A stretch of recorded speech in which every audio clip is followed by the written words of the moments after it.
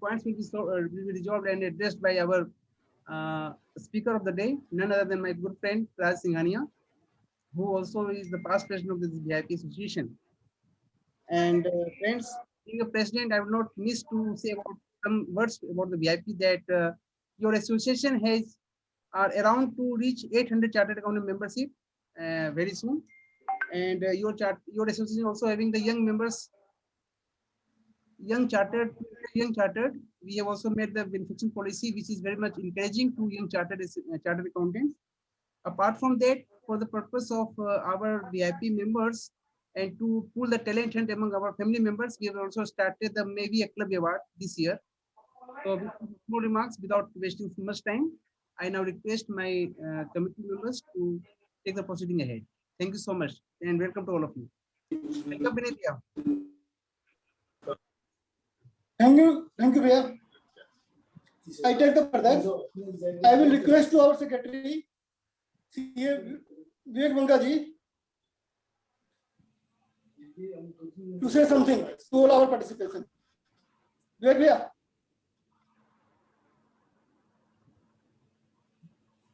You are mute, Bhaiya. Yeah. Thanks, Gopal.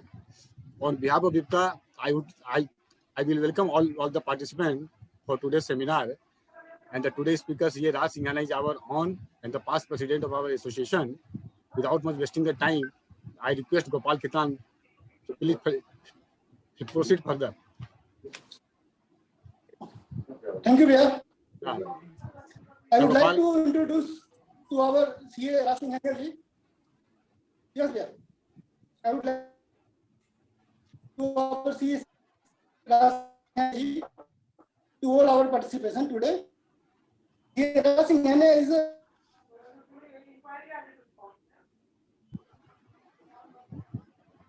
chartered accountant. He is a professor.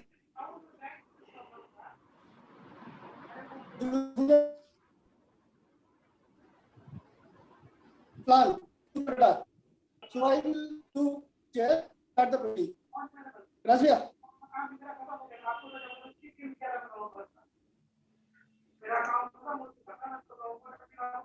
Gopal, I think there is having some audio issue in my laptop. Just a second. I'm just checking.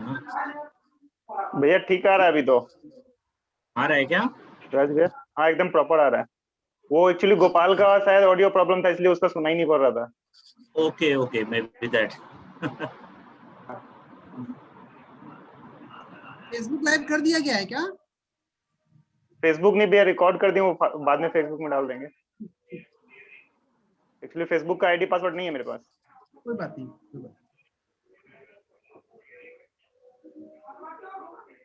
Now we can start. We have 42 participants.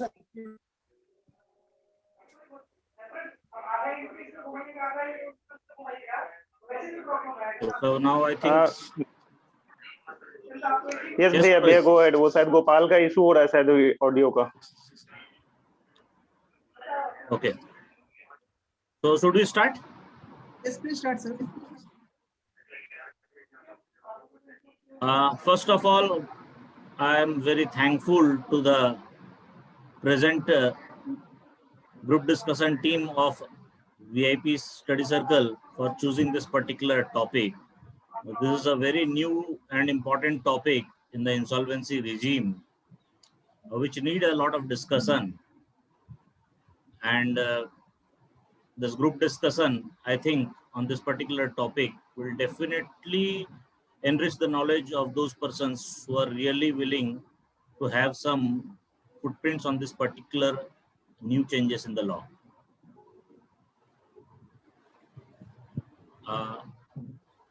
Before I start, I'd just like to know the organizers whether it should be in a lecture mode or just like a group discussion that while going giving my presentation only I should take up the questions or the questions should be taken up at the end. So it will be better if you take the questions at the last and those interested person can put their question on the chat box so that we can take up it after completion of the lectures. As we suggest, what the script is. So what we'll do is that we'll take up the question and answers at the later stage. Fine. So fine. let first start with this and my presentation, and thereafter we'll take up the question and answer later on. Fine. Very good.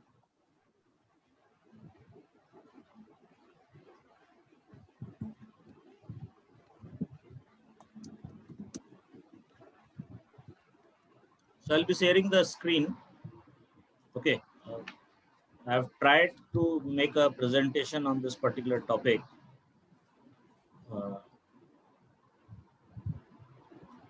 Basically, what is pre-packed insolvency resolution process, or PPIRP under IBC?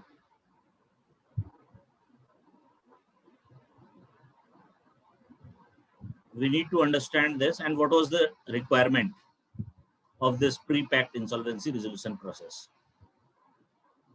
Friends, as we all know that the Indian economy, due to this COVID and all, is already going into stress. The banking system of our country is also under a stress, having a lot of NPAs, and MSMEs particularly are also not out of the same. So MSMEs also form a big chunk of NPAs of the banks in India.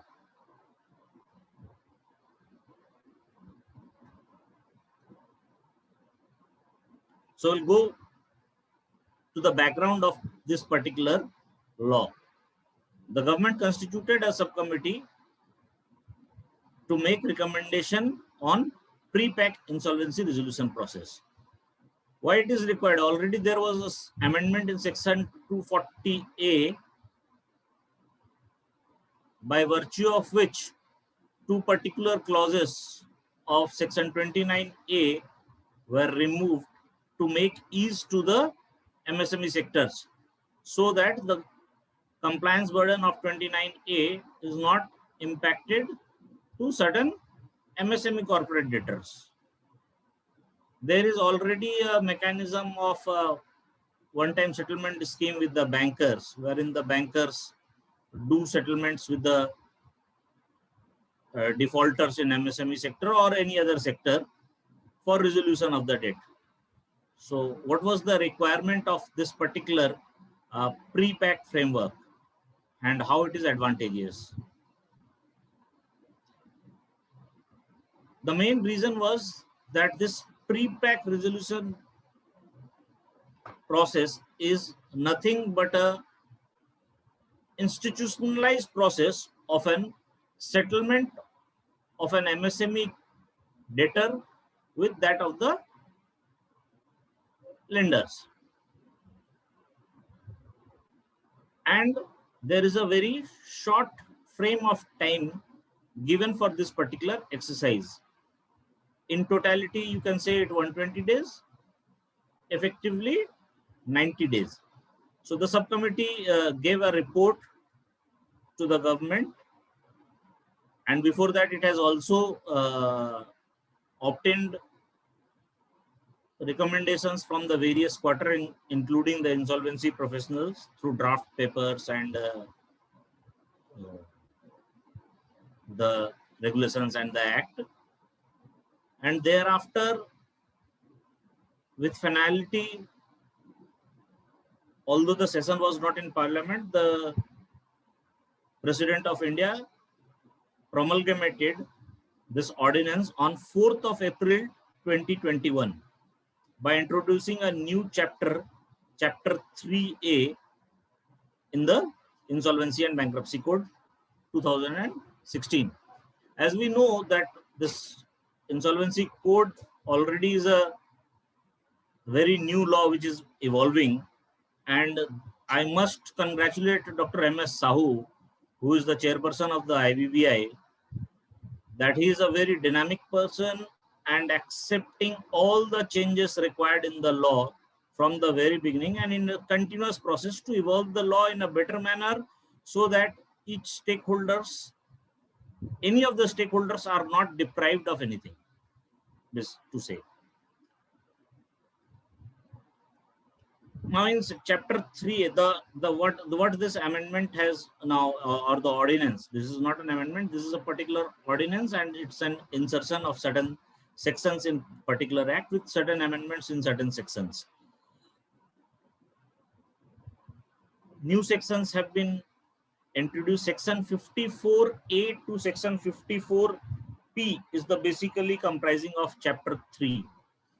Chapter 3 is basically comprising of section starting from 54A to 54P, which says about the manner how this pre-pact insolvency resolution process, or rather PPIRP, will be conducted. This ordinance was promulgated on 4th of April. Thereafter, regulations for carrying over of this PPIRP, along with the rule with regard to making an application before the adjudicating authority, were notified on 9th of April. There was also a notification on 9th of April with regard to the minimum default amount, which will entail an entity to undergo the PPIRP process. So that amount is rupees 10 lakhs. There has been changes in new sections 11A, 67A, 77A. 3 new sections besides sections 54A and 54P. Now, why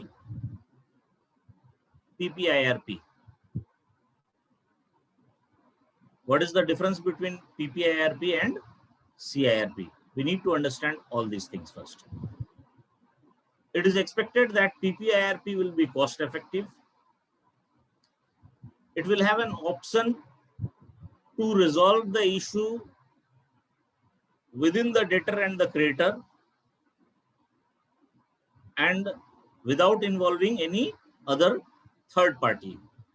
In case the formula between the debtor and the lender fails, there is also scope to ask third parties to come and resolve the company, just like in CIRP, means inviting application from outsiders.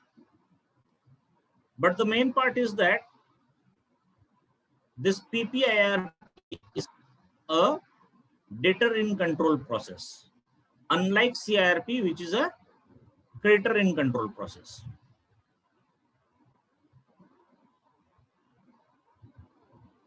Now this PPIRP is only applicable to MSMEs. So first point is that who constitutes MSME? So it is clearly said that MSME, as defined in section 7(1)(a) of the MSME Development Act 2006, will be considered who classify as a MSME as per section 7(1) of the MSMED Act 2006 are eligible to undergo a PPIRP process, none other than that. Now, what does MSME Act says? Who are coming within the purview of MSME? MSME means micro, small and medium enterprises. For the ease of thing, we'll directly jump into the medium enterprises. If medium enterprises are covered, means the small and micro are also being covered.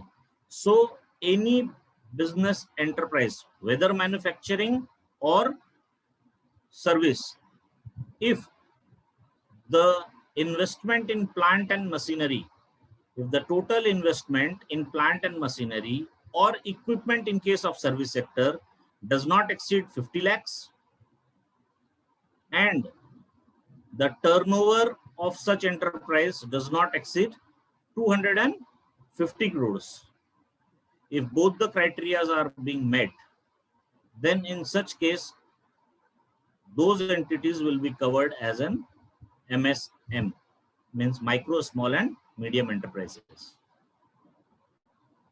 So now it is clear that any entity whose turnover is less than 250 crores and the investment in plant and machinery or equipment is less than 50 crore will be eligible to go and take advantage of this PPIRP process. The thing is that unlike CIRP process, this PPIRP process has to be initiated by the corporate debtor itself. Here, a creditor cannot initiate a PPIRP process. The process has to be initiated by the corporate debtor itself.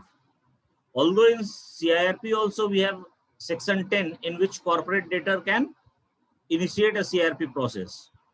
And in case of section 10, you will also note that even default is not mandatory. For initiation of a section 10 application in CIRP under IBC, there is no requirement of having any default. But in case of initiation of PPIRP, there is a mandatory requirement that a default of minimum 10 lakhs should be there, without which it cannot be initiated.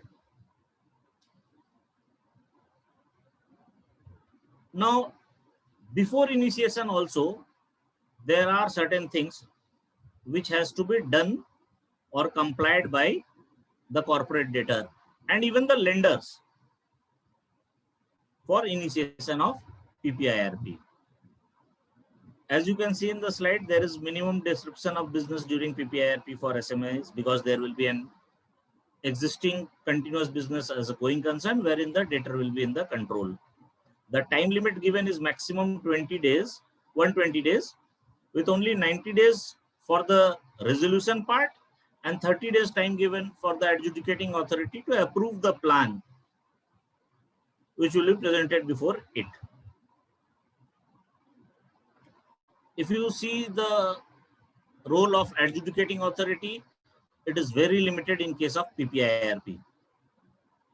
It will only be initiating and thereafter concluding. There is very minimum role of the adjudicating authority in between.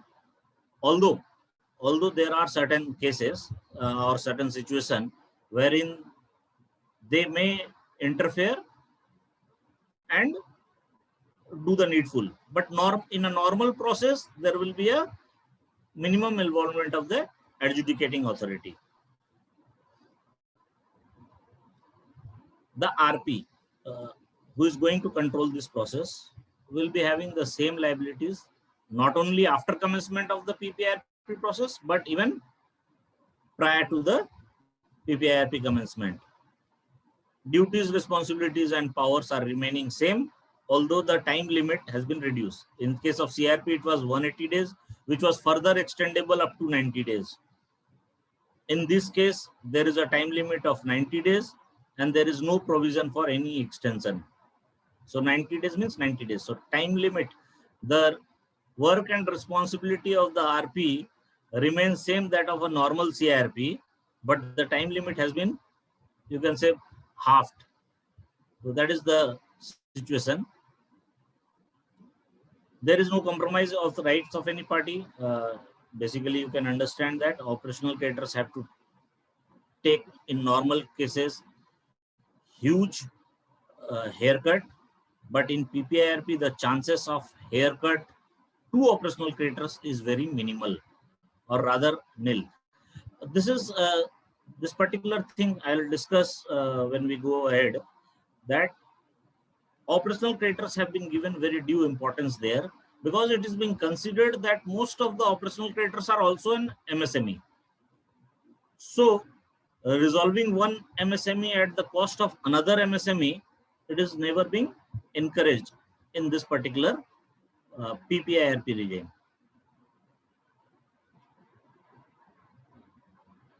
Whether PPIRP will be there only for MSME? As of now, it will be only for MSME, but if it succeeds or if it can lessen the burdens of the courts or the jurisdiction, then it may further be extended to other entities as well. As I have said about the eligibility, Section 54A enlists the prerequisite for a CD to be eligible for PPIRP. The PPIRP shall be classified as per Section 71A, and the criteria is basically the investment criteria and the turnover criteria. Registration under Udyam is not mandatory. If it is there, it is well and good. If it is not there, then the corporate debtor has to substantiate with evidence that they are falling within the category of the MSME, and accordingly, even if there is no Udyam registration, they will be eligible to file the application. Minimum amount of default by MSME is rupees 10 lakhs, subject to a maximum of 1 crore as prescribed in the Act, but as notified, it is now 10 lakhs only. So if there is a default by an MSME to any of its financial creditors by an amount more than 10 lakhs, it can start PPIRP process.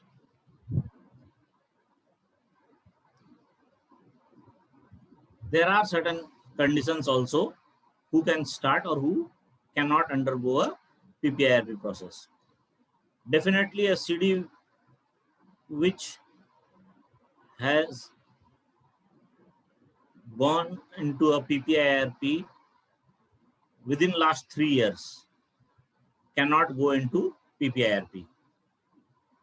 Any CD which has completed its PPIRP or CIRP in the last 3-year period cannot initiate a fresh PPIRP. Any corporate debtor which is undergoing presently under CIRP also cannot initiate PPIRP. If a corporate debtor is undergoing liquidation, it cannot avail the facility of PPIRP. Once liquidation is started, now the corporate debtor or the promoters want that, okay, we can take advantage of PPIRP. That is not possible. The corporate debtor should be eligible to submit resolution plan under Section 29A of the code. Obviously, that is a basic requirement that any person who is submitting a resolution plan must be eligible under Section 29A, and the MSMEs are having already a cushion of Section 240A, wherein particular 2 clauses of 29A are not applicable to them. How the process will start now. Unrelated financial creditors. It is a very important point to note. The financial creditors should be unrelated. Before start of PPIRP process, the first thing which need to be done is that unrelated financial creditors to propose name of RP who is going to conduct the PPIRP of the CD. Before that, the majority of the board of directors of the corporate debtor, or in case of the LLP, the 3/4 of the partners has to pass a resolution that they are going to initiate this process of PPIRP, and they have to communicate this decision to their creditors, financial creditors. Once the corporate debtor decides that they want to go into the PPIRP, they have to communicate this decision to their financial creditors. In return, financial creditors will propose a name of any of the financial creditor who is having more than 10% of the share in total financial creditors may propose a name of the insolvency professional who would be conducting the PPIRP of the corporate debtor.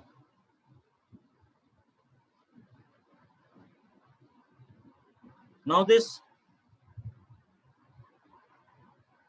role of financial creditors are also very important. Once the name of the insolvency professional is proposed, they have to again pass a resolution with majority of a vote of 66% to approve the name of the insolvency professional who will be conducting the PPIRP. So there are two parts. The financial creditors prior to commencement of PPIRP has two assignments to complete. First, they have to propose the name of the insolvency professional, and thereafter they have to approve the name of the insolvency professional by a majority vote of 66%. Now, after the approval of the name of the insolvency professional by the financial creditors of the CD, the role of the insolvency professional come into the picture. Prior to that, there is no role of the insolvency professional in this particular PPIRP period. Although as a consultant, there is always a role of insolvency professional, because for the corporate debtors, it is the insolvency professionals who are going to make them aware of this entire process and consult and advise them whether the corporate debtor should go into PPIRP or not.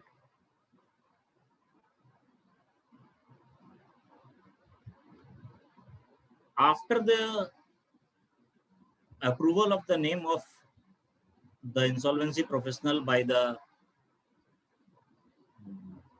financial creditors, rather for ease of convenience, I can also say COC.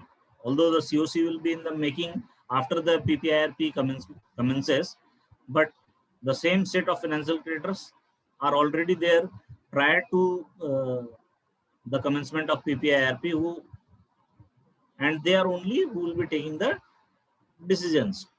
So I can switch on financial creditors and COC in between, because they are the same. After the approval of the name of the IP by the COC, the corporate debtor should call in a general meeting, and approve the initiation of this particular PPIRP by a majority vote, by a special resolution. And in case of a LLP, by 3/4 of the majority. After passing of this resolution, the directors of the CD has to give a declaration. This declaration is very important. This declaration is the very important and will accompany the Form 1.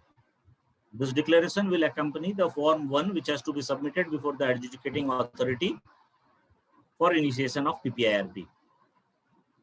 Three important constitution of this declaration is: first, that post the date of declaration, PPIRP shall be initiated within 90 days.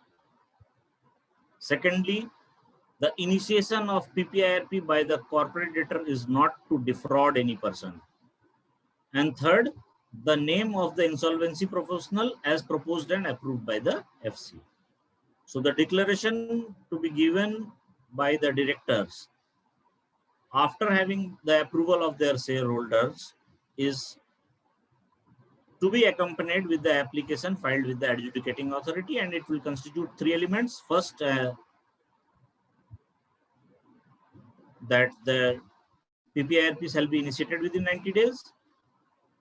Initiation is not to defraud any person, and the name of the IP.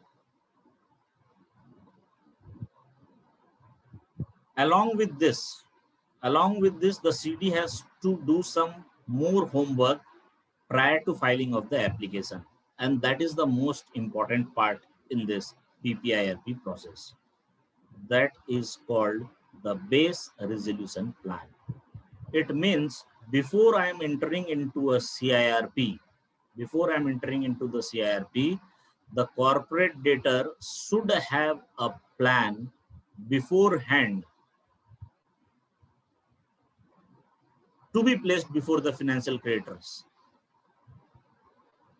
based on which the financial creditors will now take a decision whether to initiate the PPIRP or not. So even if the CD is willing to undergo PPIRP, the ultimate decision of initiation of PPIRP vests with the financial creditor or the COC. So now the COC, prior to commencement of PAPIRP, as I have said, there were two roles: proposing name of the RP, approving the RP, name of the RP with 66% vote. And now, after receiving the base resolution plan from the corporate debtor, it has to again pass a resolution with majority vote of 66% that, okay, we are allowing the corporate debtor to file an application for initiation of PPIRP. With only the consent of the financial creditor, the CD can undergo PPIRP process.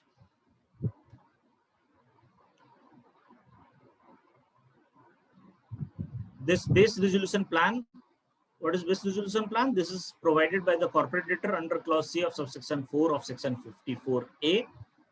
Basically, this base resolution plan has to be first provided to the financial creditors to take them decision while approving for initiation of PPIRP process, and thereafter within 2 days to the resolution professional after insolvency PPIRP commencement date.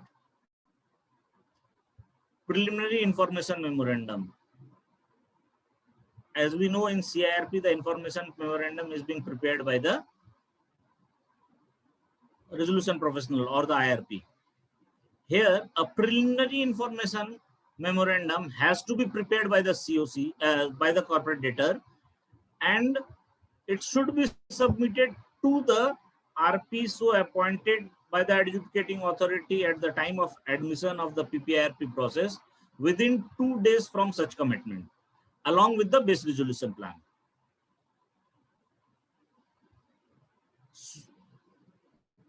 If we go by event wise, the main date, the event date is the date of admission of an application for initiation of the pre-PAC insolvency resolution process. There are certain actions which has to be taken prior to such date of actions, and there are certain actions which has to be taken post date of admission. So till now we have discussed about the actions which has to be taken prior to the insolvency commencement date, when the admission of the application filed by the corporate debtor is accepted by the adjudicating authority. Once this application by the corporate debtor, first if approved by the financial creditors, is being filed within 90 days and the adjudicating authority accept the application, the PPIRP process starts. There are certain definitions. Definitions are basically what is pre-PAC insolvency resolution cost. It will be the finance and the cost incurred thereof. RP fees and expenses incurred by RP for conducting the PPIRP. Cost incurred by the RP in running the business of the corporate debtor as a going concern where management is vested of RP.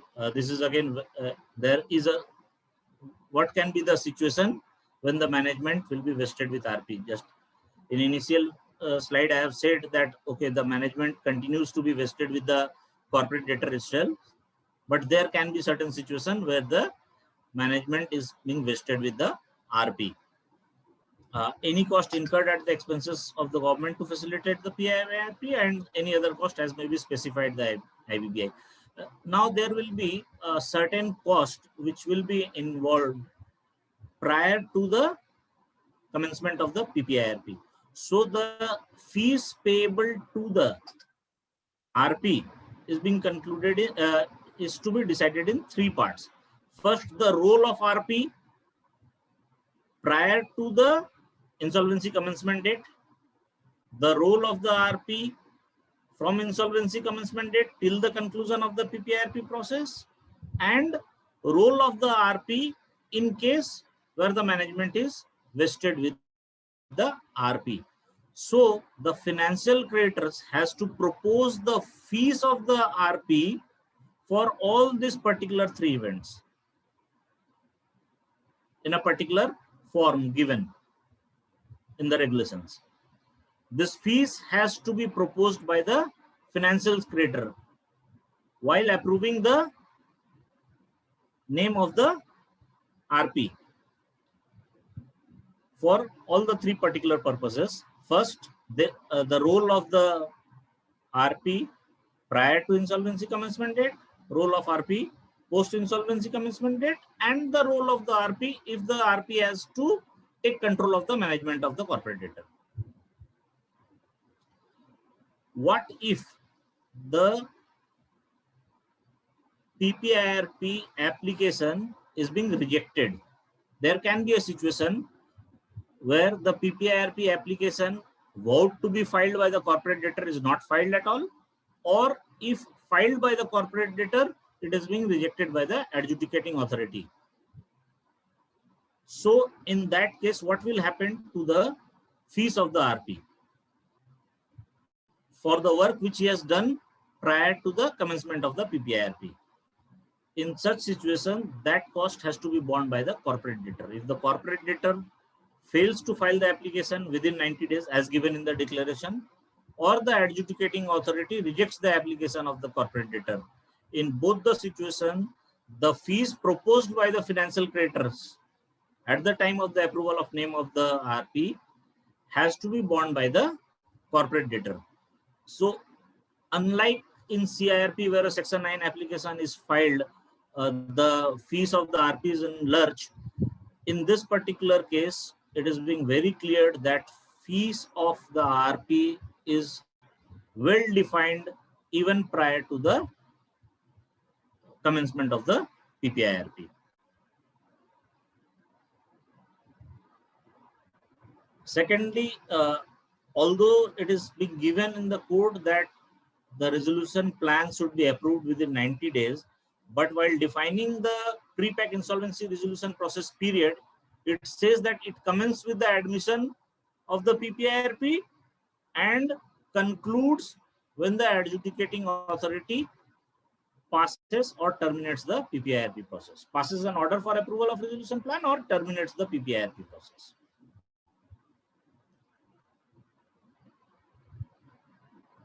Now, what will be the role of RP?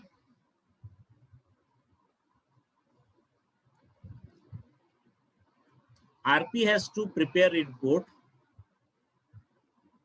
that eligibility of the CD under section 54A with regard to 29A compliances or with regard to its MSME meeting criteria or whatever. So confirming eligibility of the CD or that the CD has not undergone CIRP within last 3 years or something, all those criteria.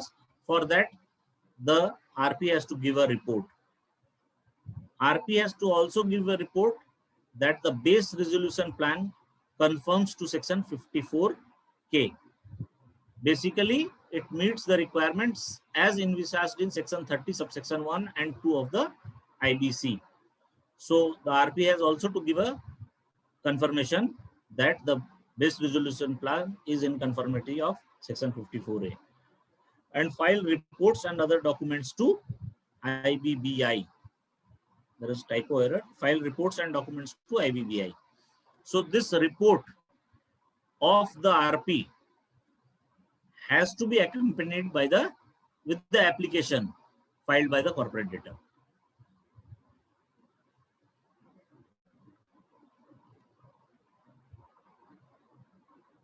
Now, these all points we have already discussed, that CD shall convene general meeting to obtain a special resolution of shareholder for initiation.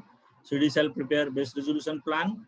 CD shall require consent of FG, both for the name of the RP, 66%, and approval of the initiation of the PPIRP process. If the requirements of section 54A is complied with, the CD will file an application to the adjudicating authority, wherein these following things will be included. The declaration, as I said, having 3 elements by the CD, special resolution as approved, approval of financial creditors for initiation of PPIRP, consent letter of the RP, it's a must, report of the RP, just as we have discussed in the earlier side, declaration of an existing PUFE transaction or fraudulent or wrongful trading. This is a very important thing and totally a new concept. This declaration has to be given by the corporate debtor beforehand filing the application to the adjudicating authority. If there is any existence of PUFE transactions, preferential, undervalued, fraudulent, extortionate transaction, or any fraudulent or wrongful trading, along with the application being filed to the so which means, basically this means only an honest corporate debtor, MSME, should go in this particular method of or process of PPIRP, because this declaration is very important. And if this declaration is found to be incorrect, then the adjudicating authority must straightforward initiate the liquidation proceedings. So this declaration has to be given by the corporate debtor before filing of the application, and it has to enumerate existence, not only existence, it has to enumerate the quantum of the PUFE transactions in its declaration. So very tough challenge for the corporate debtor who want to go and take advantage of this PPIRP process. Information about books of accounts. What is the current position of the books of accounts? That declaration also has to be given by the corporate debtor. The adjudicating authority shall, within a period of 14 days of receipt of the application. Now this 14 days, although given, it's same as in the CIRP process also, that the adjudicating authority should within 14 days accept this application. We don't know how the adjudicating authorities will be placed with regard to their time, but eventually they have to accept. It is in same in line of the normal IBC process. The PPIRP shall commence from the date of admission of the application.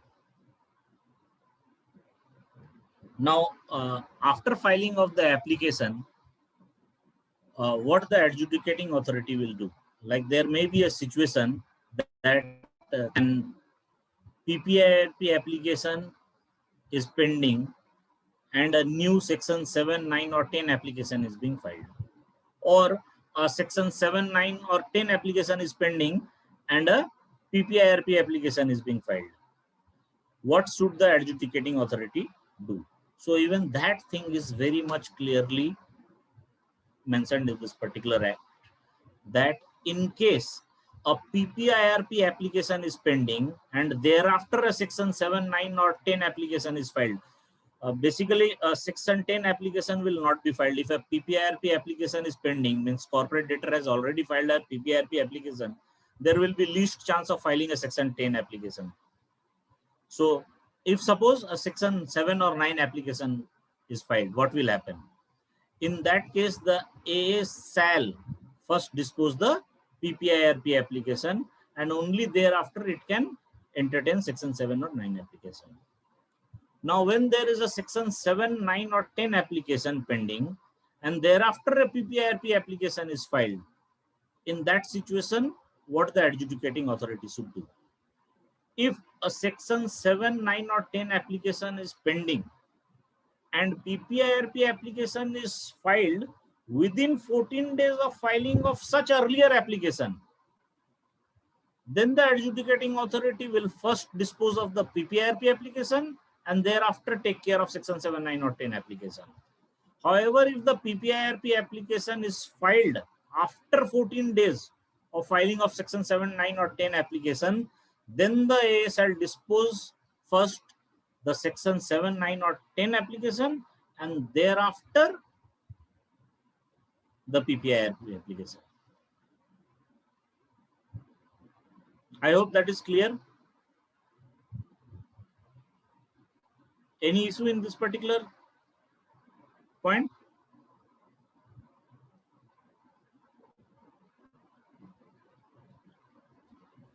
So let's move forward. Let's move, sir. Let's move.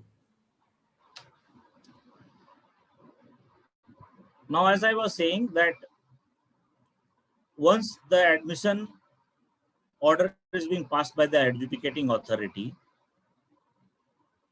what are the things which will entail thereafter? First, the majority of the work has to be done by the corporate debtor itself.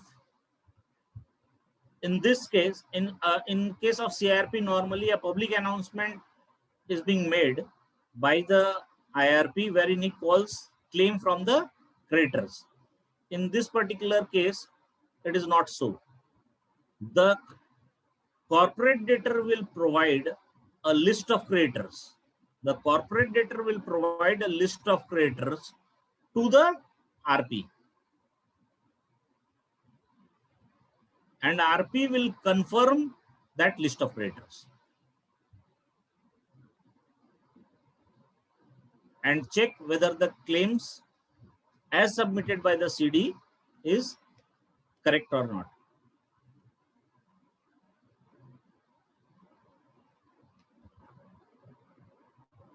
Once the list is being received by the RP, he has to inform all the creditors, and that list submitted by the CD should give complete details of such creditors, like their contact details and their claim amount and everything, based on which the RP will inform all the creditors about their claims. The creditors will confirm the amount of their claims, or if there is any variance in their amount, they will inform the RP about such variance. RP will verify it from the records whether the variance is genuine or not, and based on that he will admit the claim, and accordingly he will maintain an updated list of claims at all time.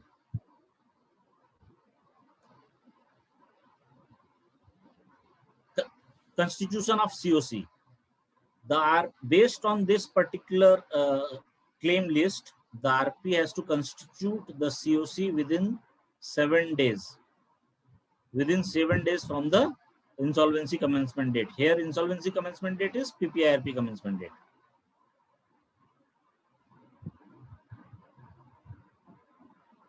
The RP's role is similar to that of the CIRP. Powers and duties of the RP as confirmed in section 19 and 21 of the code will prevail over here, and he will accordingly perform his duty. Just as I was saying that the CD will provide the base resolution plan to the RP, a preliminary information memorandum to the RP, and a list of creditors to the RP within 2 days from the insolvency commencement date. So from the list of claims, the RP will inform the creditors and will prepare a list of creditors. From the preliminary information memorandum submitted by the corporate debtor, the RP will have to prepare a final information memorandum and present the same before the committee of creditors within 15 days from the insolvency commencement date. File application for avoidance of transaction under Chapter 3 or fraudulent or wrongful trading under Chapter 6. Again, as I have said, in this particular PPIRP process, all the times have been reduced. So the RP has to form an opinion with regard to avoidance of transactions within 30 days.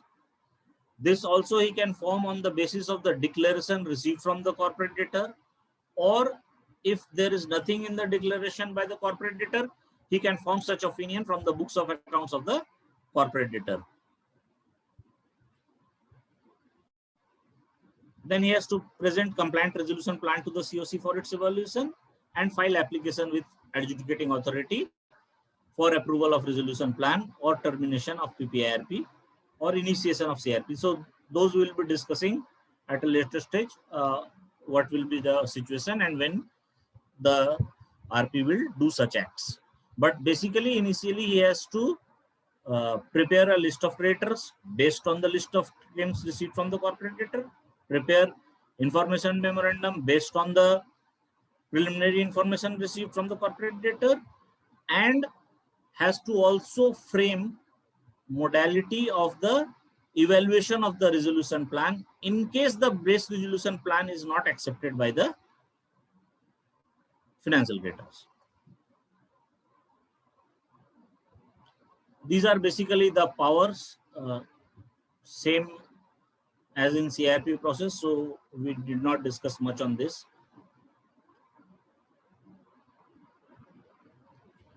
Default rule is that the management of the affairs of the CD shall continue to vest with the directors, or it is in debtor control, unlike in the case of CIRP where it is a creditors control.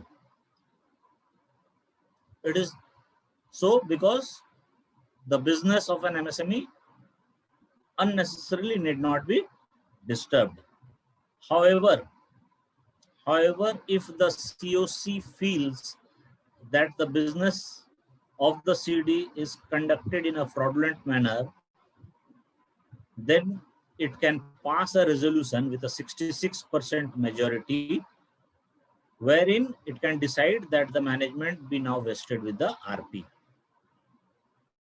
The decision wherein the management of the affairs of the CD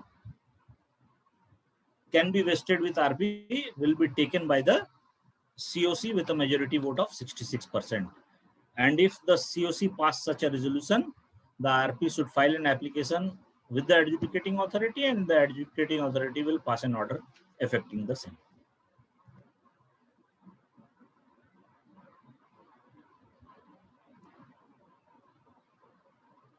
Now, as I was discussing, these are the basic timelines.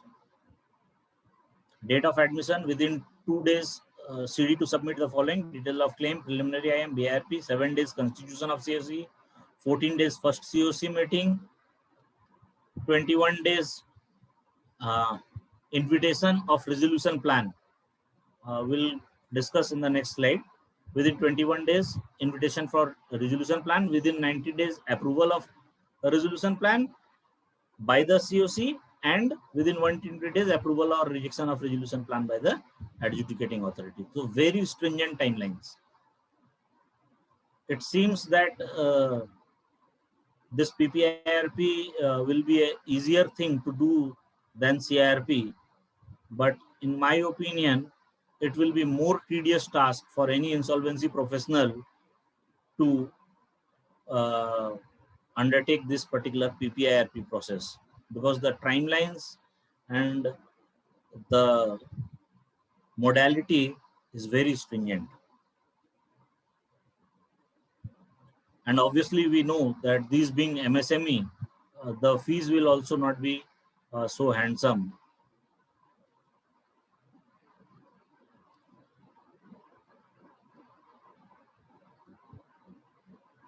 As I was saying, this particular 21 days is publication for invitation of resolution plan, 30 days for PFE transaction, 45 days for determination, 60 days for filing on application. So you can see that what stringent timelines are we having.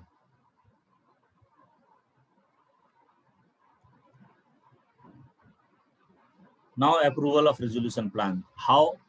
What is base resolution plan? In what situation can we invite other resolution plan? How the COC will be dealing with all such resolution plan? Whether the corporate debtor will get an opportunity to revise it, base resolution plan. One thing I must say, that the base resolution plan is supposed to be the master plan in this particular modality. And if the base resolution plan is approved by the COC, nothing better than that. And I think that is only the objective of this PPIRP model. Otherwise, if the base resolution plan is not being passed by the COC, it takes the same color of the normal CIRP process, rather more competitive than normal CIRP process. So the CD shall submit the BRP. You must be knowing now that this BRP or the base resolution plan is already with the committee of creditors prior to the insolvency commencement date even, because on the basis of this base resolution plan only the COC has given their consent to initiate the PPIRP process. This base resolution plan will be in the hand of the RP within 2 days from the commencement. After the formation of the COC, the RP will present this base resolution plan to the COC. Now, what should be the content of the base resolution plan so that the COC can approve the base resolution plan without inviting any other plan? The one and only condition is that the base resolution plan should not have any provision for any impairment of any amount to the operational creditors. As per the list of claims of the operational creditors, the base resolution plan should provide for the entire payment to the operational creditors without a single rupee haircut. If this be the situation, then only the COC may approve the BRP. Even if this condition is met, it is not necessary that COC will approve the base resolution plan. But failing of that criteria, there is no scope that the COC can approve the base resolution plan. So, for approving a base resolution plan, the payment of the operational creditors as per the list of claim has to be made 100%. There should not be any impairment. If we go by the literal meaning of the impairment, there can not be a single rupee deduction from the claim. So entire amount payable to the operational creditors has to be paid as per the resolution plan. In case there is any haircut for the OCs, then this base resolution plan cannot be approved by the COC without inviting a resolution plan from other prospective resolution applicants. So the COC, and even if the condition of non-impairment of the claims of the OCs is met with, the COC may or may not approve the base resolution plan.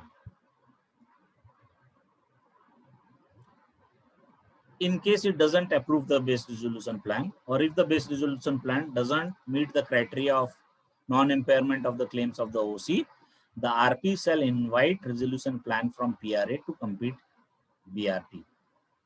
Now this particular phase, to complete BRP, this is again a very contentious issue we'll discuss. The base resolution plan prior to making of this invitation, that is 21st day from the insolvency commencement date, can be revised in any number of times. COC is being formed within 7 days. So from 7 days to 21st days, there is around a gap of 14 days. Within 40 days, the COC can insist the corporate debtor to revise it base resolution plan. And if that base resolution plan meets the criteria of the COC as well as of that OC's non-impairment, the COC may approve the base resolution plan. And once the base resolution plan is approved by the COC, it is straightforward goes to the adjudicating authority for approval.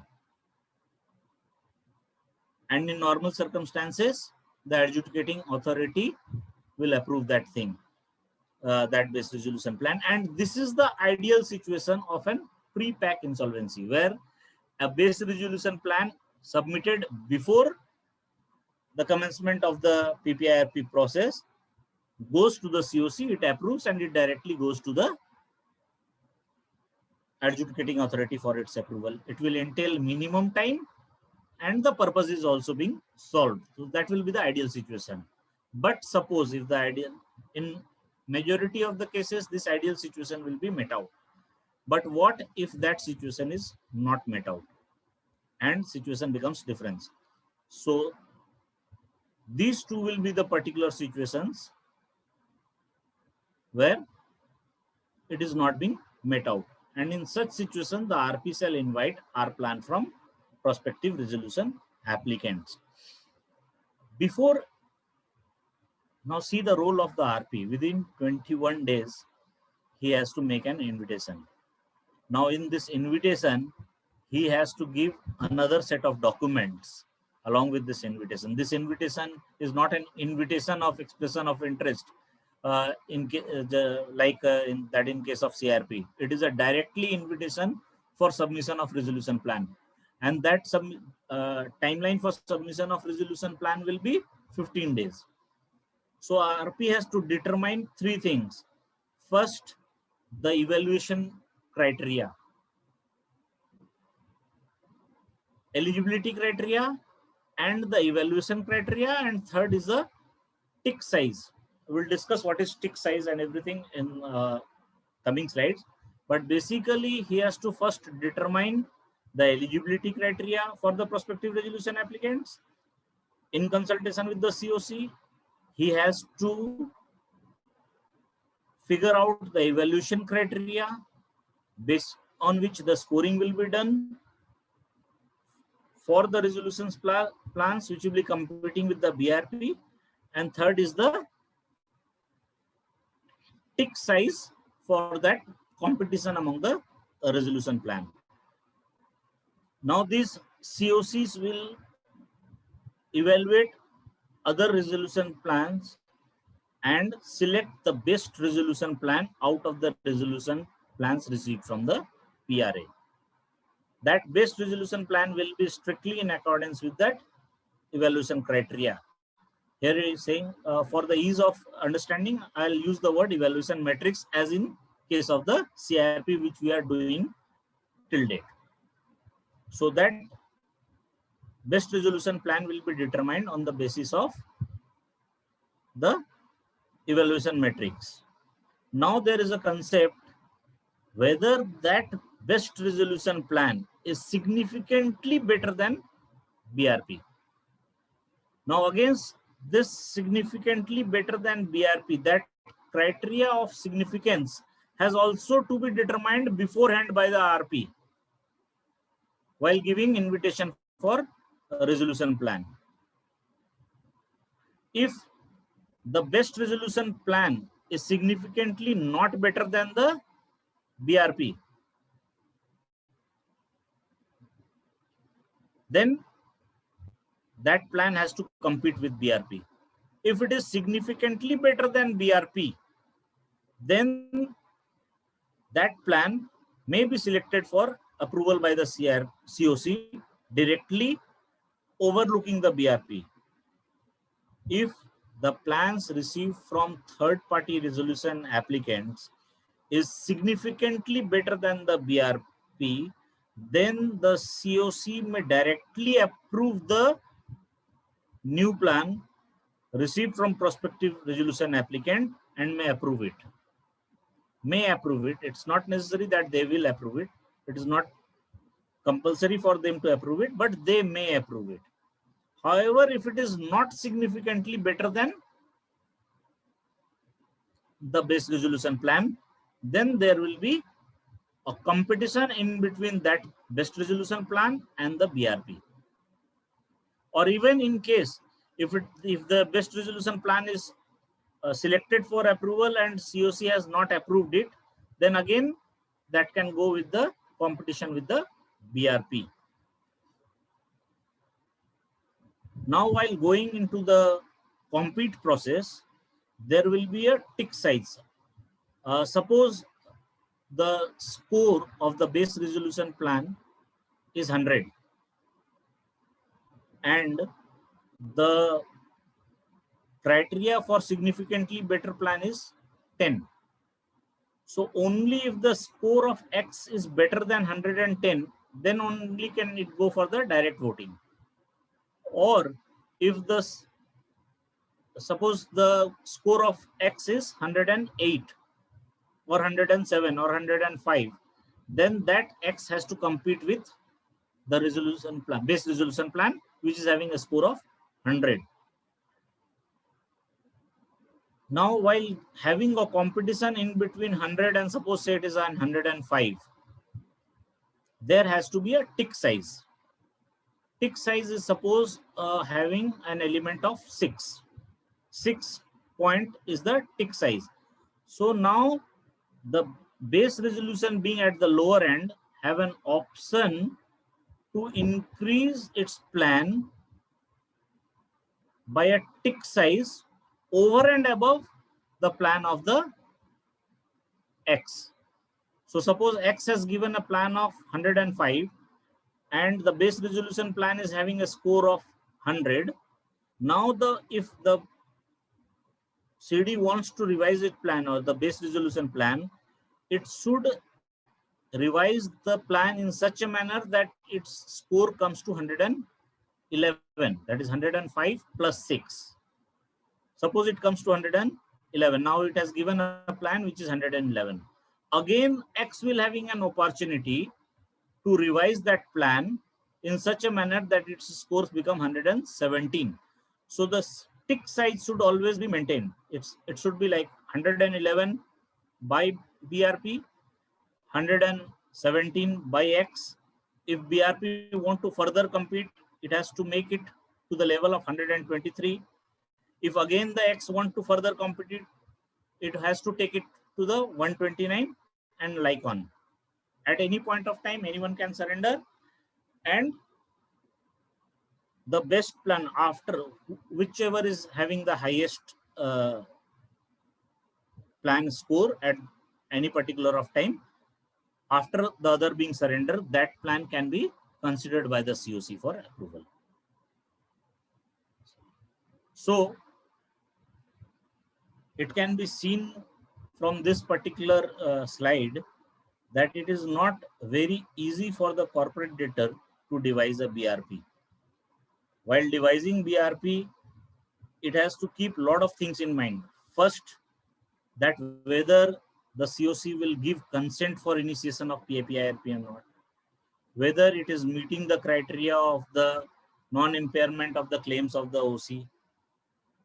Secondly, how well it is being placed so that there is minimal chances of any third party coming as a resolution applicant who is significantly better than this. And if in case the party comes in or a third party or X comes in, how it is going to compete with it. So this will be a cumbersome process, and this entire process has to be completed in a very limited period of time. Suppose if you see that on 21st day, if I have to give invitation and the time for submission of resolution plan is 15 days. So from 36 days to 90 days, there will be an option before the COC to approve a resolution plan.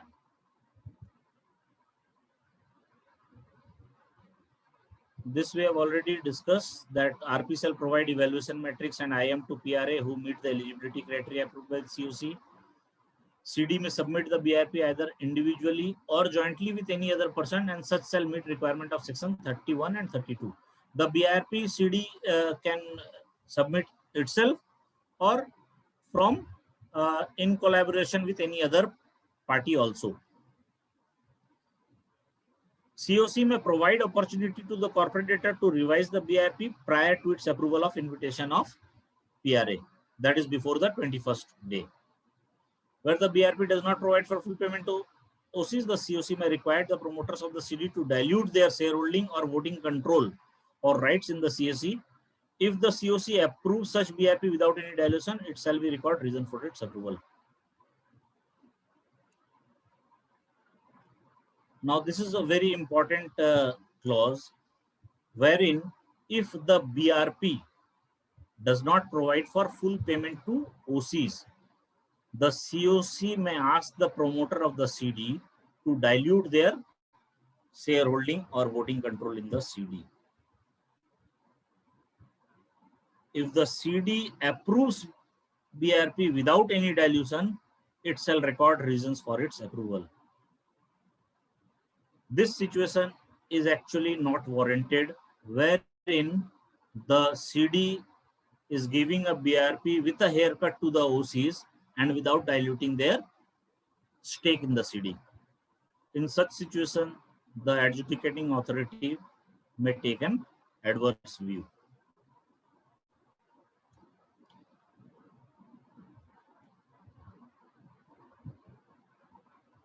Like we have discussed that how the plan will be getting approved by the COC and thereafter by the adjudicating authority. Now, what will be the situations when the PPIRP shall be terminated? Now, this termination of a PPIRP is a new concept. There is no such concept in case of CIRP processes. In CIRP processes, we know that if CIRP processes fails, the company automatically goes into liquidation. But in cases of PPIRP, it is not the such case. What if PPIRP fails? There can be various situations. If the PPIRP fails, there can be a situation where the PPIRP is terminated and the status quo prior to commencement of PPIRP is installed, as if nothing has happened. There can be instances where during the PPIRP, the COC may pass a resolution wherein it can initiate a CIRP. While in PPIRP, the COC with 66% voting may pass a resolution for initiation of CIRP. But in no case, the COC has the power to initiate a liquidation while a company is under PPIRP.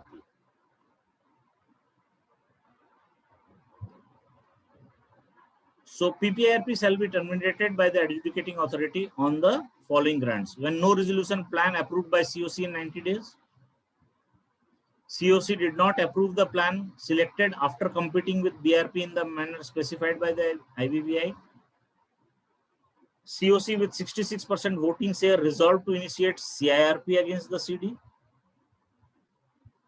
COC with 66% voting share resolved to terminate the PPIRP, adjudicating authority rejects the resolution plan and it does not conform to requirements under section 32. In all these cases, the adjudicating authority will pass an order for termination of PPIRP. And a situation where the adjudicating authority ordered for vesting of management of CD with RP and the COC approved the resolution plan which does not result in change in management or control of the CD. This is a particular situation wherein not only the PPIRP shall be terminated, but also a liquidation order will be passed by the adjudicating authority. It is very important to note this particular point, that when on approval by the COC for vesting the control and management of the CD with the RP, the AO has passed an order to that effect. And the RP is having the control of the CD at the particular moment when the resolution plan is approved by the COC, whether it is the base resolution plan or any other resolution plan. Obviously, in case of any other resolution plan, the management is definitely going to change.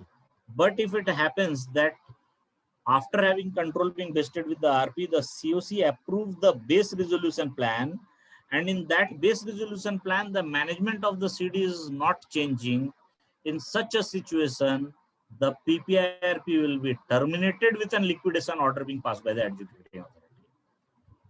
So this is a very dangerous thing, and it should be taken proper care. Once the management is being vested under the RP, it definitely entails that thereafter it cannot go back to the existing promoter of the COC. There has to be change in the management compulsorily by way of the base resolution plan or by any other resolution plan.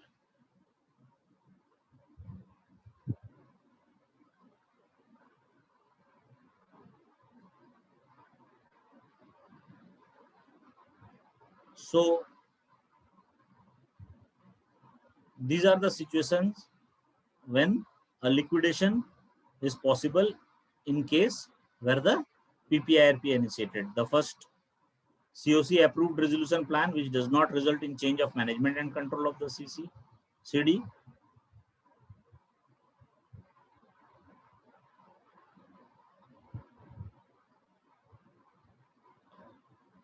A is of the opinion that the affairs of the CD during PPIRP have been conducted in a fraudulent manner. In this case also, the adjudicating authority can directly initiate liquidation. The point 2 and 3, I don't think that this will be the situation wherein the liquidation will be initiated by the AA. However, the termination of the PPIRP is there, but it is not mandatory that in such situation, the adjudicating authority will pass an order for liquidation, but it may pass if the situation is such that the adjudicating authority is of the opinion that the affairs of the CD is not conducted in a proper manner, even in case of this particular clause 2 and 3, that no resolution being received and COC did not approve the resolution plan selected after compete, the adjudicating authority may pass an order of the liquidation. But these two situations are not mandatory, wherein the adjudicating authority will pass an order of the liquidation, whereas in the case of the first one, the adjudicating authority will mandatorily pass an order of liquidation.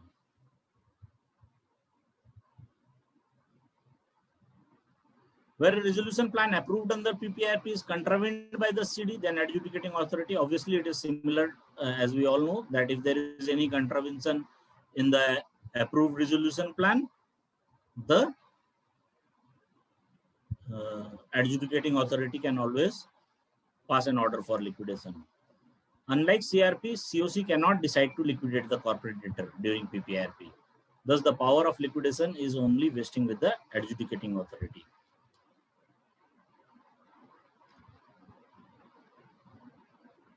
With regard to 29A compliances, it is already said since section 240A clause has already given some relief to MSME, the same thing will apply in case of PPIRP as well.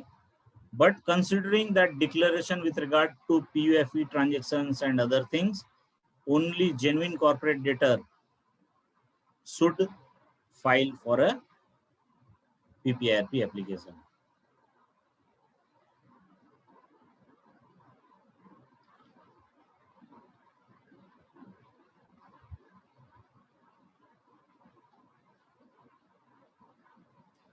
This we have already discussed, I think.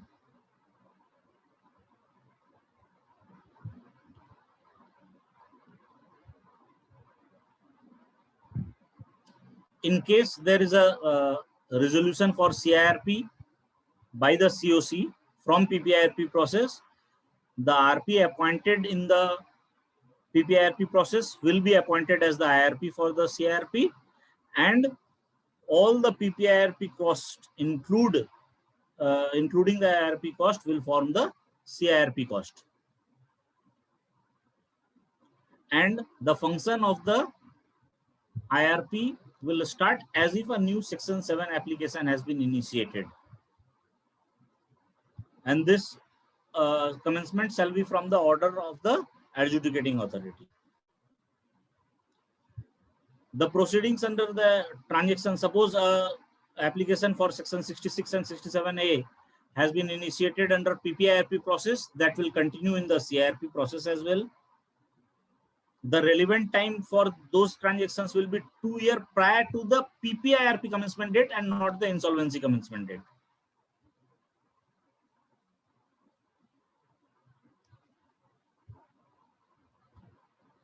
(54) is the time limit for completion, means after within 90 days the approved resolution plan has to be filed before the adjudicating authority, and within 30 days the adjudicating authority should approve the plan.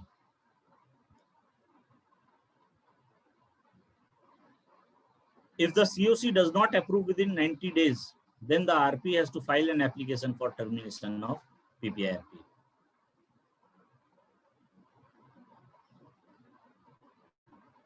Moratorium is again declared as per section 54E, similar to section 14(1), and this moratorium will be applicable to the PPIRP period, which will apply mutatis mutandis similar to that of 14(1) and 14(3). But one thing is there, in case of a PPIRP, if with the declaration of this moratorium, in case of section 14 moratorium, there is a clauses that the services by the essential services provider shall not be terminated and should continue. But whereas in case of PPIRP, that clause will not be applicable. That particular clause with regard to continuation of supply of the essential services will not be there because it is debtor in control. The moment the COC decides that the management will vest with the RP, then that particular clause of section 14 with regard to moratorium will become applicable in this particular case. Up to the date wherein the debtor is having the control of the CD, management and affairs of the CD, that clause of section 14 will not come within the purview of the moratorium. However, if the control vests with the RP, that particular clause of moratorium also will come under action.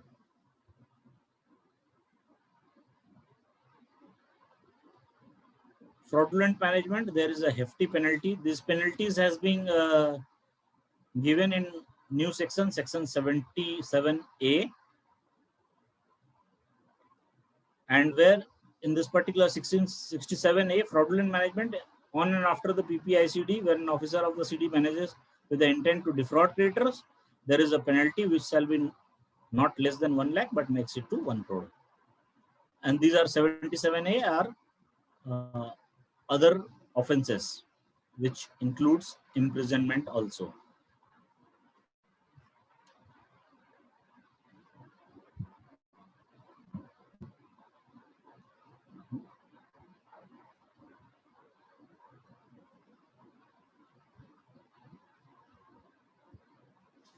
Now this is the section 54C and 77A. Like I was saying, that the code requires CD to furnish declaration stating that the CD have not contravened any, have not entered into any PFU transaction, or if it has entered into any PFU transaction, it has to give a declaration with regard to that.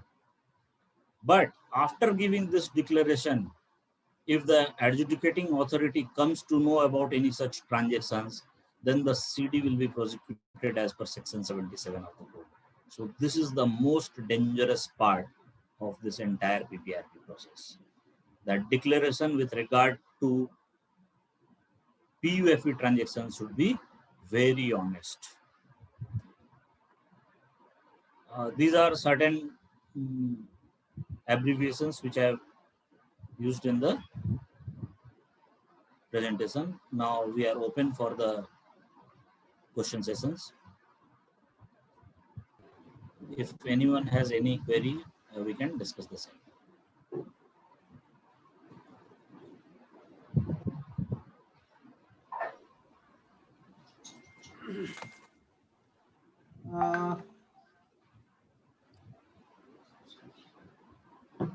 First, sir, your presentation is so nice that one of the comments in the chat box that would you request the organizer to share the useful PPT at mail ID.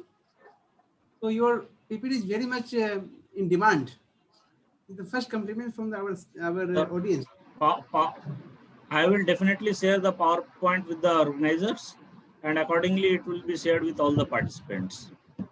And also in the various group of VIP, I think in case of the programs conducted by VIP, all the PowerPoint presentations of or whatsoever programs are normally being shared with all the participants. So I don't think there will be any issue with regarding sharing of this PPT is concerned. I request हाँ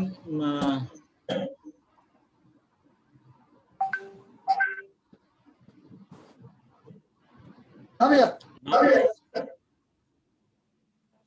Sir, one question is from Anil Anchalia ji. When you read out there,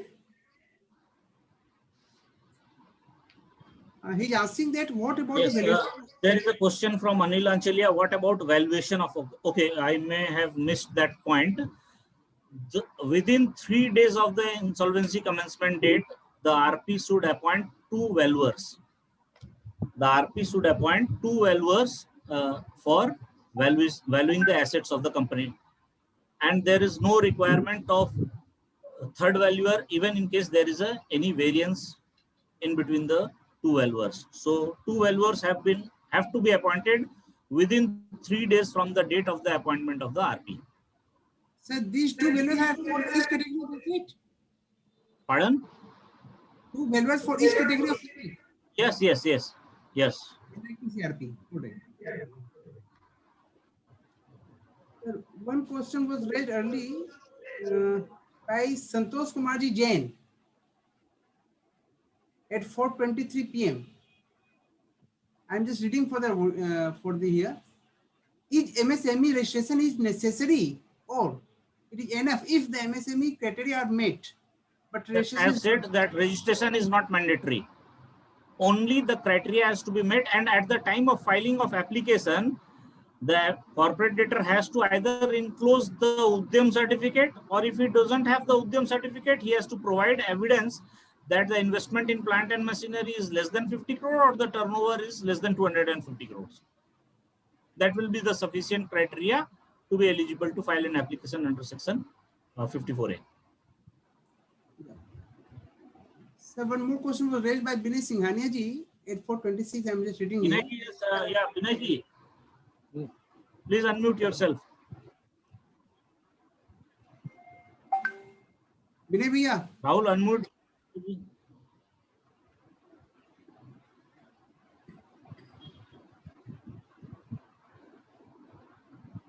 Binay bhaiya hai kya?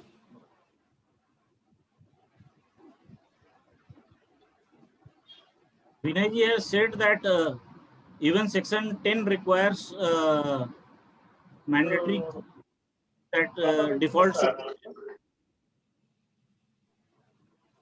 Default is one of the basic criteria, it is saying.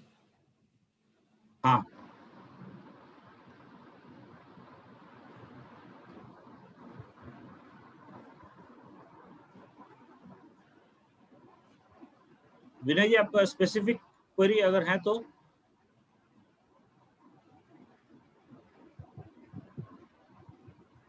I think is not there. Sir, एक question मेरा था. हाँ बोलिए. हाँ, section 10 के case में मान लिया हम लोगों ने फाइलिंग कर दी एप्लीकेशन एनसीएलटी में, but it is not section 10 में फाइल कर दिया ऑलरेडी फाइल कर दिया, लेकिन अभी तक एडमिट नहीं हुआ है. तो ये क्वेश्चन कि यदि वो एमएसएमई सेक्टर है तो क्या वो उसको विड्रॉ करके एमएसएमई में जा सकता है क्या इस नए पीआरपी के थ्रू? बिल्कुल बिल्कुल बिल्कुल. अच्छा, बिल्कुल जा सकता है.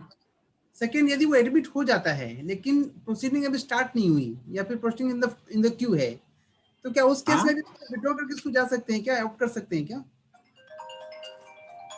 क्या बोल रहे हैं?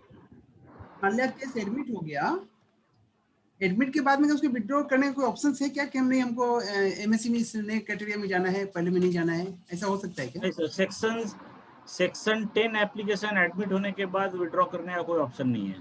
ऑप्शन नहीं, ऑप्शन एग्जॉस्ट देयर। सर ये बिल्कुल, चूंकि बिल्कुल नया है, तो एक चीज हम और बताएं सब ऑडियंस को कि इस केस में यदि कोई भी क्या क्या बेसिक मतलब प्रिकॉशन लेके काम करना चाहिए प्रोफेशनल्स लोग को, क्योंकि ये बहुत इसमें क्राइटेरिया काफी छोटा है और बिल्कुल नया नया है, तो हमारे प्रैक्टिशनर को किस किस चीज की ज्यादा ध्यान रखनी चाहिए इस प्रोसेस के लिए? बिल्कुल सही है। विनय जी जो लिखे हैं सेक्शन 10 वाला, उसमें मैं एक क्लैरिफिकेशन देना चाहता हूँ। It is correct that okay section 10 में भी डिफॉल्ट मैंडेटरी है, या इट्स करेक्ट सेक्शन 10 में भी डिफॉल्ट मैंडेटरी है, बट वहां पर डिफॉल्ट का अमाउंट कुछ नहीं है क्राइटेरिया। पीपीआईआरपी में जैसे 10 लाख है, इन केस ऑफ सेक्शन 7 और 9 एप्लीकेशन में आज की डेट में वो 1 करोड़ है। सेक्शन 10 में डिफॉल्ट का अमाउंट डिटरमाइंड नहीं था, that is the only difference.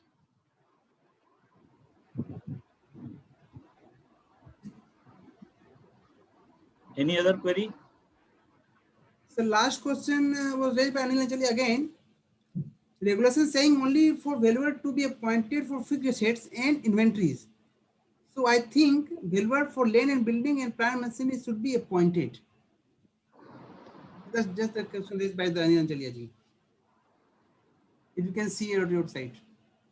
Regulation saying only for valuers to be appointed for fixed asset and inventories. Fixed assets and inventory, so building plant and machinery.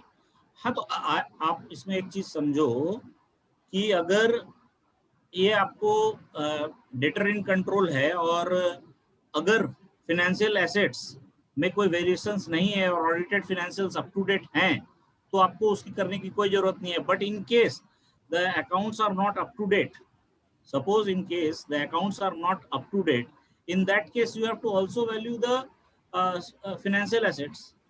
I need to check whether how that can be done, but if there is inadequate information with regard to the situation of the financial asset, then I think that even that need to be valued.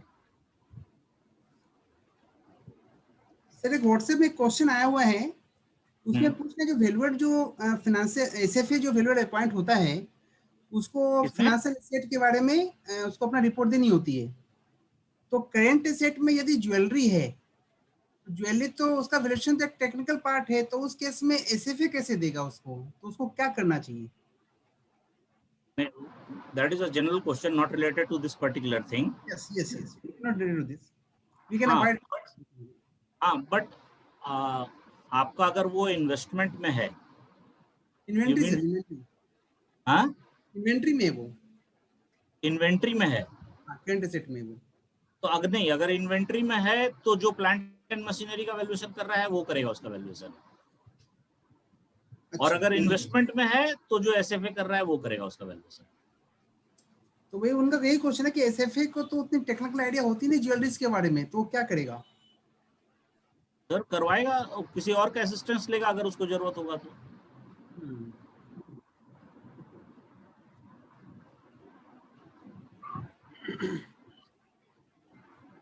If any viewers have any questions, they may please unmute themselves and ask the questions directly to the speaker, or they may put their question in the chat box. You were really nicely presented of this new development of the PPIRP. Interested person may please ask. Gopal कोई question तुम्हारा? नहीं भैया, वाह इतना बढ़िया से पढ़ लिया। राजी ने बहुत अच्छी से बताया सारी चीज, बहुत अच्छी से, बस इनका पीपीटी मिल जाएगा वो सफिशिएंट लगा मेरे को। तो एक छोटा एक समअप होने के लिए आईपी के हिसाब से, हाँ वो पीपी बहुत अच्छा एक समअप है वो, हाँ उससे अच्छी जानकारी मिल जाएगी हम लोग को। भैया एक अनिल भैया का क्वेश्चन है सर। क्वेश्चन नहीं है, कमेंट है, and the comment is very apt. I agree 100% कि the real challenge is the adjudicating authority. आप यहाँ पर टाइम फ्रेम हर चीज का शॉर्ट कर दिए हो। Already adjudicating authority is taking so much time.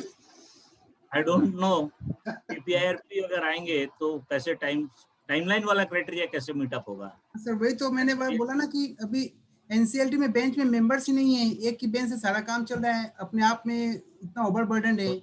ये नया बेंच काम भी तो नहीं चल रही अभी, बेंच भी कहाँ चल रही है अभी, तो बेंच भी वो हो गई है, तो ऑनलाइन चल रही है, मान के चलते सब नॉर्मल नहीं सिचुएशन चल है। रही है। मेरे ख्याल से आईपी की वर्किंग भी एक अपने आप में चैलेंज है, कि जितना जो टाइम बाउंड वगैरह काम है तो अपने आप में एक चैलेंज है। यस यस, ये आईपीसी का समूचा जो है ना भैया, समूचा टाइम बाउंड हाँ। होने से मतलब चालू हो गया तो बस उसके पीछे करने का, अदरवाइज आईबीबीआई खड़ा है, इधर में एनसीएलटी खड़ा है, उधर में डिपार्टमेंट्स खड़े हैं, हाँ, सारे रेगुलेटर्स लगे हुए हैं भाई, सभी लगे हुए हैं, सभी लगे हुए हैं एकदम सब तरफ से। बड़ा हिले की पकड़े वो लोग। हाँ, इसमें थोड़ा सा एक राज्य, क्वेश्चन हाँ थोड़ा सा था, राज्य बताएंगे, हाँ राज्य थोड़ा बताएंगे इस पे। दूसरे एक फोरम में एक क्वेश्चन आया था इसमें कि भाई अब इसमें क्या है, इंसॉल्वेंसी कमेंसमेंट से पहले there are certain rules of the CD to complete, and that is making of the preliminary information memorandum and base resolution plan, and normally this work has to be done by the IP. तो क्या जो IP base resolution plan बना रहा है या preliminary information memorandum बना रहा है, that IP can be proposed by the financial creditors as the RP? ये क्वेरी था। तो any thought on this particular issue by any other member?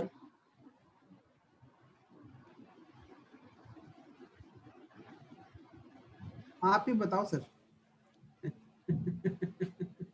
आज खाली सीखना है। Sir, I think there is no bar as such, and IP can be a work as a consultant as well as RP.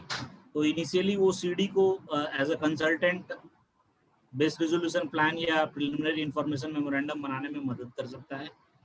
The choice of appointment of RP is with financial creditors, not with the CD. So अगर financial creditors को लगेगा कि that particular person is an independent and can, since already उसका homework किया हुआ है, वो इस पूरे process में further help कर सकता है, the financial creditor can propose his name as RP also. There is no restriction or bar in the same.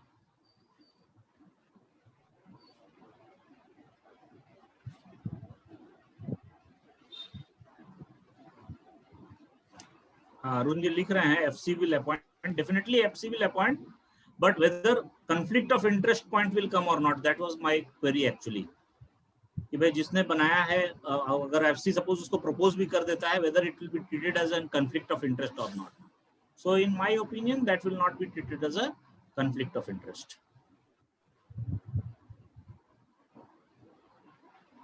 Because the criteria for evaluation has to be framed by the RP in consultation with the financial creditors. Eligibility criteria also the RP has to frame in consultation with the financial creditors.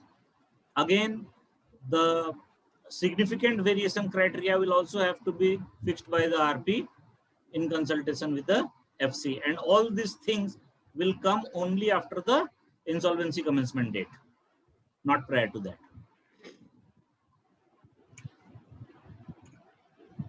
Anil और कोई query है क्या? भाई अनिल भाई पूछो, कम से कम आज तो पूछो भाई। House is open for the open discussion. Yes, yes, yeah, absolutely right. GD का यही तो मजा है कि हम लोग बायलैटरल मतलब बाय फोकस पढ़ाई कर सकते हैं। Yes, yes, yes. One of my friends Sandeep is having write up. I think it is also relevant to mention that PM value should be WDV as per Income Tax Act.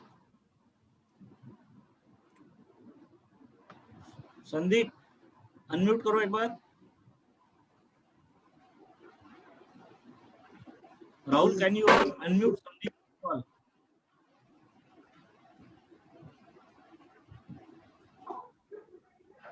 Yes, Raj. हाँ बोलो संदीप।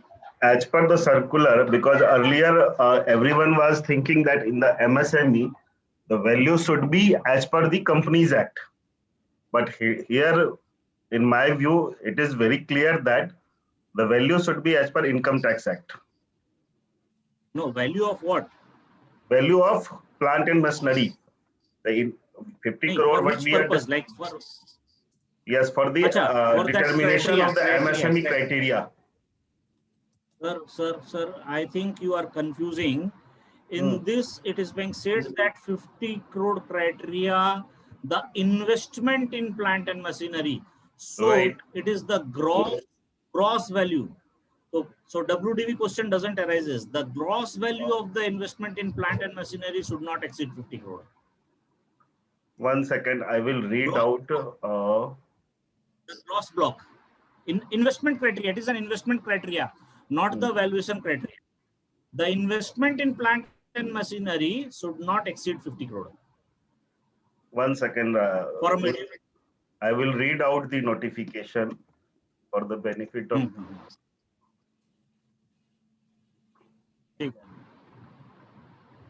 तो इसीलिए उस वहां से कोई मतलब नहीं है. Calculation. It is written here that the calculation of investment in plant and machinery or equipment will be linked to the income tax return of the previous year filed under Income Tax Act 1961. Yes, shall be linked. But आप अभी आप देखोगे अगर income tax में भी return file करते हैं तो वहां पर ग्रॉस वैल्यू दिया जाता है और एक्यूमुलेटेड डेप्रिसिएशन दिया जाता है. तो जो ग्रॉस वैल्यू है इनकम टैक्स रिटर्न में, जो ग्रॉस इन्वेस्टमेंट जो इनिशियली ग्रॉस वैल्यू है एक्यूमुलेटेड डेप्रिसिएशन के पहले, उस फिगर को देना पड़ेगा. क्योंकि इसमें क्राइटेरिया में जो एक्ट में लिखा हुआ है, एमएसएमई एक्ट में, it is clearly criteria as a investment criteria. Investment in plant and machinery should not exceed 50 crore. ये आरबीआई सर्कुलर है अगस्त 21, 2020 का, that says that in view of the above instruction contained in circular number FIDD MSME and we have so and so July 13th on investment in plant and machinery for the purpose of classification as micro and small medium enterprise. 1 second here. 1 second. तो RBI का circular होगा तो हो सकता है कि वो RBI के किसी पर्टिकुलर पर्पस के लिए होगा, ठीक है. But so far as MSME development act 2006 is concern, मैं तुमको भेज दूंगा, तुम देख लेना. ये इसी के पर्पस के लिए है और हमारा भी इंटरनल डिबेट हुआ था, इसमें यही निकल के आ रहा है कि it is as per the income tax act. The value of plant and machinery and equipment is says the online. So एक बार देख लेना, we'll discuss offline also on that. क्या उसमें बोल रहा है कि WDV of as per income tax act. हाँ जी. And for all the enterprise shall mean the written down value as the end of the financial year as defined in the income tax act, and not cost of acquisition or original price which was applicable in the context of the earlier classification criteria. So that is why I am saying I will share with you to just read out. I have also read it yesterday only. So that has created some spark in my mind also. No issue. Please share sir, अगर कोई चीज जानकारी मिले तो अच्छी बात है ना. ये नोटिस मैंने भी किया, कल ही किया है, इसीलिए मैंने अभी ये मेंशन किया है. चलो okay boss, okay. Any other issue?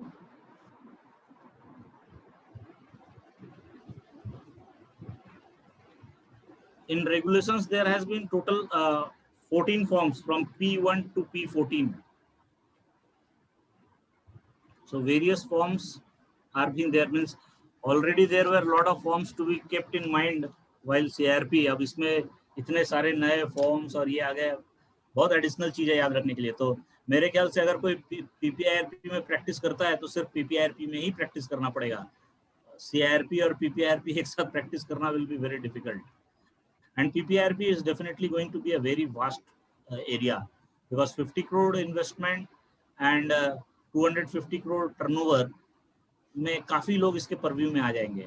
आज के डेट में अगर हम CRP का टोटल डेटाबेस देखेंगे तो more than 50% cases will fall under this particular category.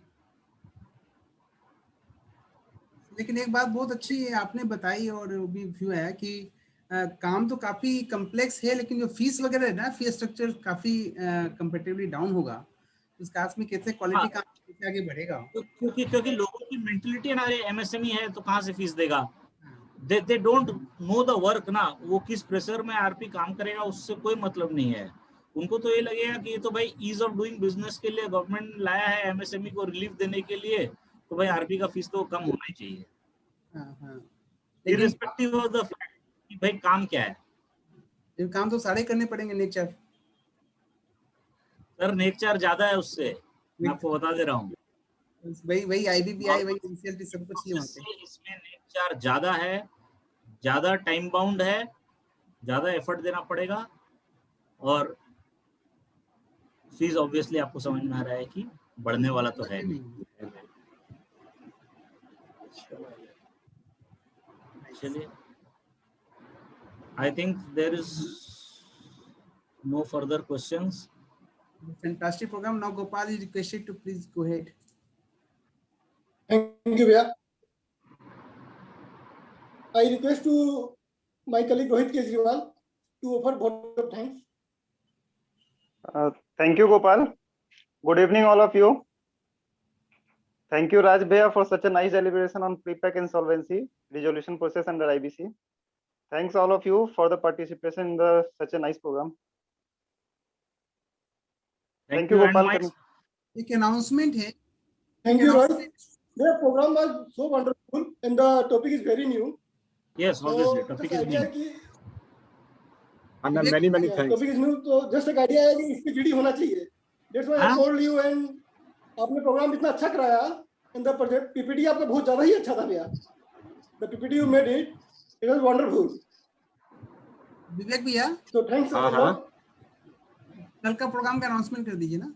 हाँ, कर देता हूँ. हाँ, उससे पहले थोड़ा सा वोट ऑफ थैंक्स थोड़ा सा दे देता हूँ राज जी को.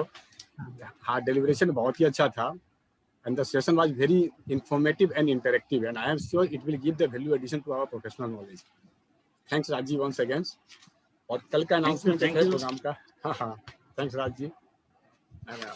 और कल का अनाउंसमेंट है प्रोग्राम का. एक सुबह कल 11 से 2 अपना एक प्रोग्राम है, सेमिनार है, amendment in income tax GST in finance act, और स्पीकर्स बहुत रिनाउंड है, Arun Savat ji from Orissa and C Tarun Agarwal. All are requested to join please. Thank you everyone for joining this Thank you. program. Yeah, thank you. Thank you everyone. Thank you, Rajji. Thank you, Rajji. Thank you, everyone. Thank you, President sir. Thank you sir. Thank you for coming. Thanks team. Thank you everyone. Great, Raj. Very well summarized. Bhaiya, can we end the program? Yes, bhai. Yes, bhai. Okay.